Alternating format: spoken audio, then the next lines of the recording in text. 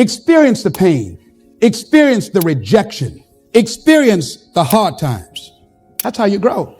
That's how you develop yourself. That's how you begin to appreciate what you get. If you clicked on this video, you're already ahead of the majority because you're looking for growth. Welcome to Epic Motivation. Let's get started. When you're working on a dream, at some point in time, a transition takes place. And the transition is what you are becoming in pursuit of the dream. Because even if you don't get the dream, you become such a strong and powerful person. It will so change your life. You can look at something else and say, well, I think I'll go do this then. Because you've now developed yourself in such confidence and such competence in how to deal in the arena of life that you can move into another area and not miss a beat. Once you begin to discover who you are, then you really realize how you have been given authority and dominion over everything on the face of the earth, including all the dimensions of your life. But you can only do that through the struggle of life. And most people avoid the struggle. Most people go through life avoiding pain. And when you go through life like that, something in you dies. Something in you that you never activate is lying dormant in there, that you never get a chance to call on because you have not challenged yourself.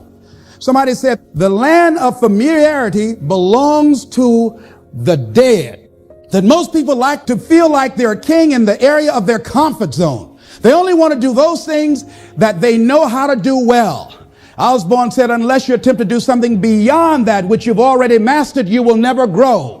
So if you want to begin to grow, you've got to put something out here that you can't reach easily, that has got to make you stretch, got to make you jump for it, got to make you get back a little bit and dig in so that you can take a leap for it. And maybe you jump up there and you miss it and you skin your knees and you come back again and you bust your lip next time.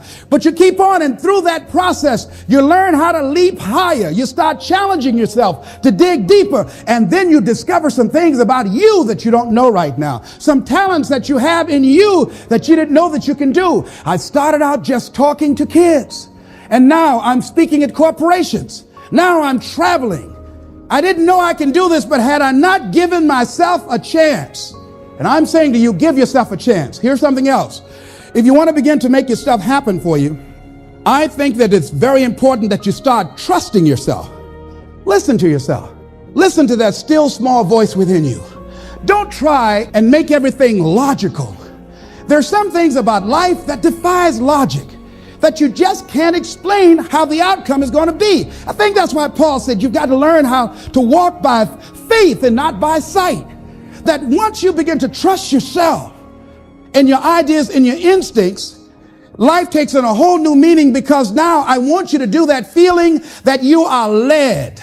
Just feel, I am led. I remember the worst speech I had ever given in my life. I let someone exploit a fear that I had. For years, I had a tremendous inferiority complex because I'm not college educated.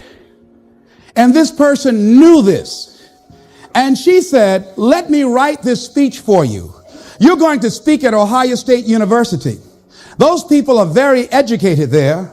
And they're going to know when you make grammatical errors, and they're going to know because of the substance of your speech that you are not literate. I care about you, and I don't want you to embarrass yourself. So this person proceeded to write a speech for me.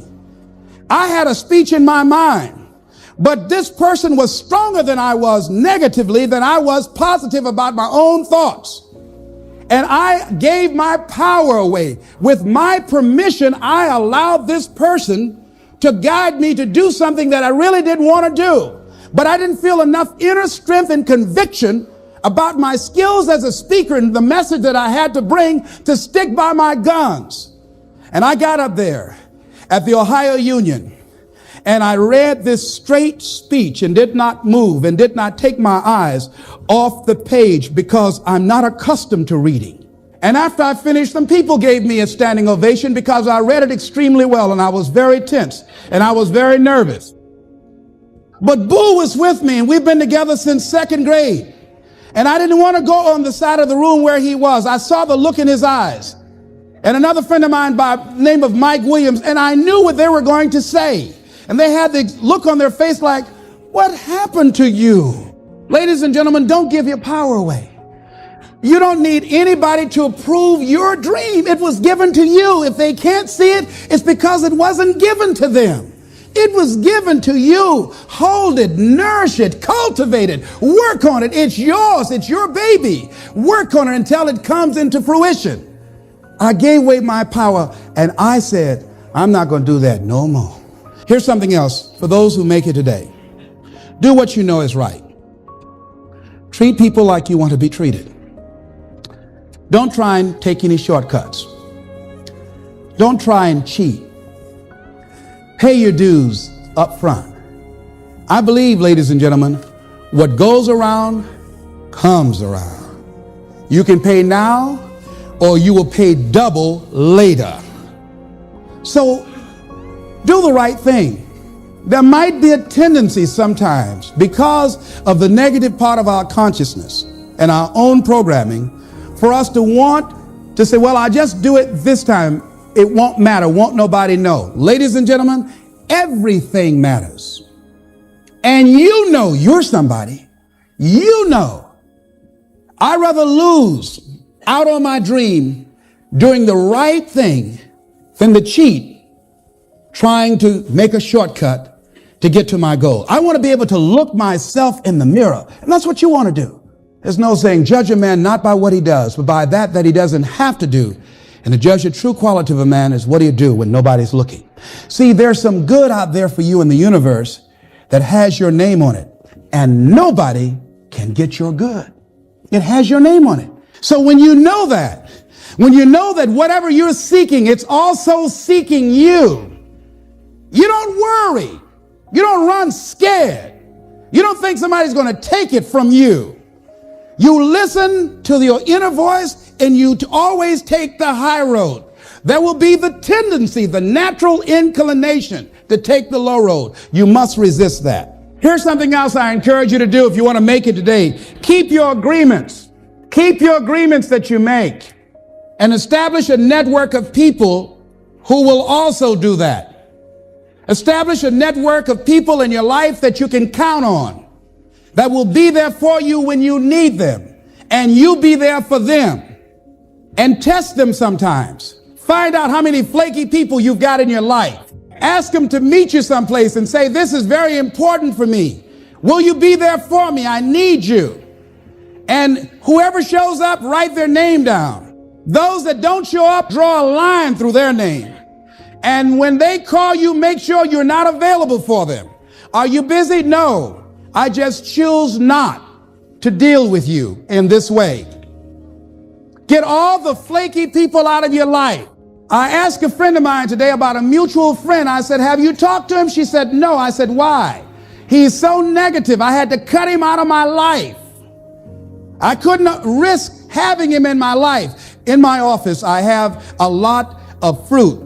And I had a basket of apples on the table, and I had a plum that has spoiled. When I picked the plum up off this granny apple, it left a brown spot. You ever heard said one spoiled apple will spoil a whole barrel? One negative person can spoil your whole life. Leave the flakes alone. People that are seriously not serious. And if you're surrounded by flakes, that tells you who you are. Here's the other thing is you're working on your dream. A lot of people have been calling me saying, hey, man, I read about you in Ebony. Boy, you're lucky. Ladies and gentlemen, let me tell you something. Here's something else. 3 P's to have in your life. And working on your dream and doing your life work, you must be patient, persistent, and positive no matter what. I called John H. Johnson for 2.5 years to get in that magazine. The first time I called him, he wouldn't talk to me. Then I was persistent, trying to find out who knew him that could invite me there to meet him or have the opportunity to speak so that he could hear me. And I met a guy who worked for him. And I said, hey, I'd like to speak for you guys free. I just want to know, will he be in the audience? They said, yes, good. I spoke and I tried to tear the microphone up. And he said after I finished, hey, young man, you're quite impressive. I'm going to have my staff do an article on you. I said, thank you, Mr. Johnson. And I sent him information on me, Federal Express. And it didn't happen. Waited for a month and it didn't happen. Waited for 2 months. It didn't happen. I started calling every month.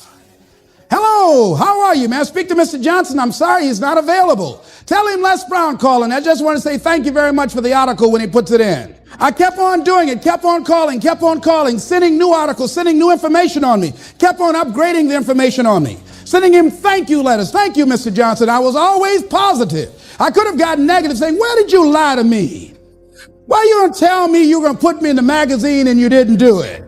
I could have got an attitude. Be positive no matter what. Because when you are negative, ladies and gentlemen, you're sending out negative energy and you're blocking your good. So don't send out any negative energy. Don't take it personal. I didn't care what he thought of me or the staff, that I was a nuisance to them. They get paid to deal with people like me. I wanted to be in that magazine. They got a subscription of 1.7 million people. Ask me, do I care what they think about me? Any sensible, reasonable, intelligent person knows if somebody doesn't call you back after 2.5 years, they don't want to talk to you. Ask me, do I care about that? Results don't lie. I'm in the magazine. Hello, hello, hello. See, a lot of people have an idea or a dream and they give up on it. No, don't do that. Work your dream until it get hot. See, most things don't happen as soon as we think they should happen. The messenger of misery might drop in on you and say hello. Murphy's Law might come by and thump you on the head. Any number of things can happen to interrupt your flow. It's okay. Don't take it personal. Just acknowledge what's going on. It's called life. And keep on working on your dream. Continue to keep on knocking, because this is your life. This is what you love. This is your passion. Step back. Don't judge it. If you judge it, judge not yet, lest ye be judged. Why? Because when you judge it, you invest emotion in it, and that emotion could be anger. And guess what? That hurts you. That doesn't hurt anybody else. One doctor said, the man who angereth me killeth me. And then he allowed someone to egg him into an argument on the floor of the National Medical Convention and suffered a massive heart attack. When you're in a state of anger, you have so much acid in your blood, if they withdrew some blood from you and inserted it into a pig, it would die from the acid. So what do you want to take yourself out early for by internalizing things? Shakespeare said, nothing is neither good nor bad, but thinking makes it so. So judge not according to your appearances, but right judgment, and feel that everything is going to work out for you because you're patient, you're persistent, and you're going to be positive no matter what. Don't allow other things or people or circumstances to determine what your reaction is going to be. I was out to dinner with some people, and we had a waitress that was quite discourteous and rude. And the people around me took an attitude about it. I learned how to observe life. I think that in order to overcome life, you've got to learn how to observe it. Just stand back and watch what's going on and choose not to buy into it. I said, excuse me, ma'am. I said, do you know what TIP stands for? She said, no. I said, TIP stands for to ensure promptness. We've been sitting here a long time. I want to give you $5 up front to ensure a prompt meal. Would you assist me? She gave me the biggest smile and said, oh, of course I will. And I said, by the way, I'm not with these people. I'm going to be sitting at another table. Please put my meal over there. Serve them by themselves. See, I don't want to make anybody angry who goes behind closed doors to prepare my food. Oh, no. I got my food. If I told him, I said, if I were you, I would eat that. Where's the manager? I want to see him. She said, I'll get him just a minute. I know what she did to their food. Oh, no. I said, eat that at your own risk. I don't even want y'all driving me home. I'll get your cab. No. I don't know when that's going to take effect on you. So don't allow people to determine how you are going to respond to them or circumstances. Learn to look at it. A friend of mine, Tom Perkins, handsome, articulate man in his mid-50s. He had a tremendous business. And at the height of his success, someone was killed in his business. He was sued and lost $750,000. Lost his business, lost his family, lost his home, everything. He was devastated, ladies and gentlemen. He started living in his car. He would wash up in a McDonald's across from Howard University on Georgia Avenue in Washington, D.C. He said, Les, I was so depressed. He said, I had everything, and then one day I lost it all. He said, I didn't want to live anymore. He got some sleeping pills, and he took over 35 sleeping pills, and he laid down, folded his hands across his chest, and he said he went to sleep to die. 2 days later, much to his amazement, he woke up. He couldn't even get that right. I said, what happened then, Tom? He said an incredible thing happened. He said he was laying there for a moment. He said, and a voice said to him inside his mind, it wasn't your life to take. That was one thing. He said, since that day, when I get any major challenges, I don't take it on myself personally. I feel that I've got somebody with me. He said, I'll never leave you nor forsake you. He said, hey, I said, God, you got to handle this for me. This is too much for me. He said, I don't sweat the challenges of life. See, no one would go get on an airplane if you thought your chances of getting there to your destination were as good as your luck. And I say the reason that you will reach your destination more times than your luggage will is because the airline, and I'm glad that they do, has made it a priority to move the human beings from one point to the other safely. So I'm not really upset when my luggage doesn't show up. I'm glad they delivered me, because they've made me a priority. See, they have made delivering you to your destination important. So if you want to honor your commitment, whatever you decide that you're going to do, make sure you make it important. Make sure it is priority. Keep it before you. The other thing is, whatever that you want to do, whatever you want to begin to create and beginning to manifest your greatness and strengthening your level of commitment, and it's really exercising your will. Find something that you want to do on your goal, one action step, but make sure it stretches you, that it challenges you, but it's doable, that you can do it. This year I decided that I was going to exercise. So I started out doing just 10 setups and 10 push-ups. I know I can do that and not get upset about it. I can do that without thinking. So I started out small. Now I'm up to 50. But if I try to do 50 starting out, I wouldn't still be doing it. So I started doing it in manageable segments. Do that. And that strengthens your will. So my commitment now is strengthened and fortified by the activity of actually doing it. So now I can expand and build from there. When I decided to begin to manage my money differently, and I started saving 5% of my money, then I increased it to 10%. Then to 15%. So now I have disciplined myself to live off 75% of my income. I took discipline to do that, but I started watching how I was spending my money. I started keeping a log and following myself. So you want to begin to find something that is manageable, that you know that you can do. The next thing, in beginning to keep your commitments to yourself, have some friends that will hold you accountable, that won't let you off the hook, that won't tolerate anything less than the best from you. People that will support you in this new way of being, in this new state of consciousness. The other thing is that important is have a contingency plan. See, many times when you make a commitment to do something, there are some other variables that will happen that you can't control or you perhaps did not think about. So you want to have some other plans going on. You want to become creative. See, most people don't keep their commitments because when something goes wrong, they just stop. They don't have a contingency plan. So they don't know what to do next. Start being creative. If you challenge yourself, many times we say, I don't know what to do. And I always ask myself, but if you did know what to do, Les, what will it be? That activates another part of my mind. I start thinking about the possibilities and just experimenting. But many of us just stop dead in our tracks. I don't know what to do. You do know what to do. You've got genius in you. Challenge yourself. Push yourself. Make yourself come up with something. Use your imagination. And what you will find is that you know more than you realize that you know. That you're more creative and more resourceful than you realize that you are. And as you do that, the more you do it, the easier it will become. At first, it's going to be a struggle.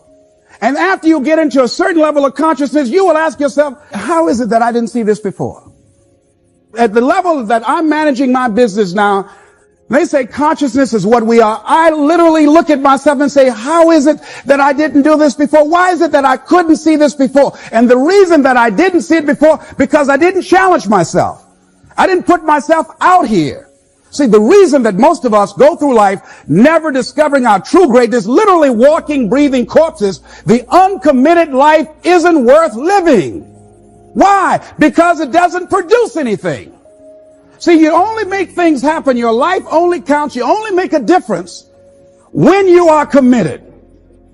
When you make a commitment with your life. That's the people that make a commitment with their lives. The people that make a commitment to their customers. The people that make a commitment to their families, to their relationships, are the people that make the greatest impact in life. I want to share something with you that's relative to critical options, because we all have them in our lives. And I want to ask you a question. What is the focus of your life? What is the focus of your life? In life, you have a critical option. You can take a stand in your life, or you can follow the crowd. See, people who follow the crowd, their lives are not focused. They're not immersed in anything. People who take a stand, they're living a life that has some power, a life of achievement, a life that has some meaning. People that are taking a stand in life, they are consciously involved in a process to design a life of substance. People who are following the crowd, these are people that they're just doing what everybody else is doing. So that's a crowded road over there. They're following the followers. I want to talk to you about taking a stand with your life. And what are some of the things we can do that will enable us to give our lives up in a way that has some purpose and meaning, that can be real for us, that can give us a sense of fulfillment, of joy and happiness and peace of mind. See, most people are bored with life. Most people feel that life isn't worth the hassle, that life is just wearing me out. It's boring, it's monotonous. I have nothing to look forward to. So looking for a way in which we can begin to give our lives some special power. Number one, commit yourself to giving your best at all times. Now that's not easy. See, most people, and particularly those who are working in corporations, they're finding now they've got to change their behavior. We're now involved in a world economy. We will never do business the way in which we've done business in the past. We will never be able to, in the American workplace, do just enough to get by. Now the standards have been raised. Quality and productivity has been increased because of the competition. And so now average performance will not be enough. This is a new day. Competition is fierce. So people who've been locked into a behavior pattern are working just hard enough to keep from getting fired. They're being laid off, are forced into early retirement. It's a new game now. So now more than ever, it's about increased productivity. Now more than ever, it's about superior quality service. Now more than ever, it's about creating a positive atmosphere in the workplace. And people that have that competitive edge, people that are hungry to make it. See, you got to be hungry now. You can't just casually walk around, well, I'll get to it later on. Oh, no, this is a new day right now. Committing yourself to give your best at all times, regardless of the competition to do otherwise, or the influences of negative people that will tell you, hey, look here, don't push yourself too much. Now's the time to push yourself, to always get in the habit of giving the best that you have to share. We appreciate you watching our video to the end. Creating these videos takes a lot of passion and dedication, and your support makes it all worthwhile. If you enjoyed this content, please give us a like and subscribe to our channel. Your encouragement helps us continue delivering top quality videos just for you. Thank you.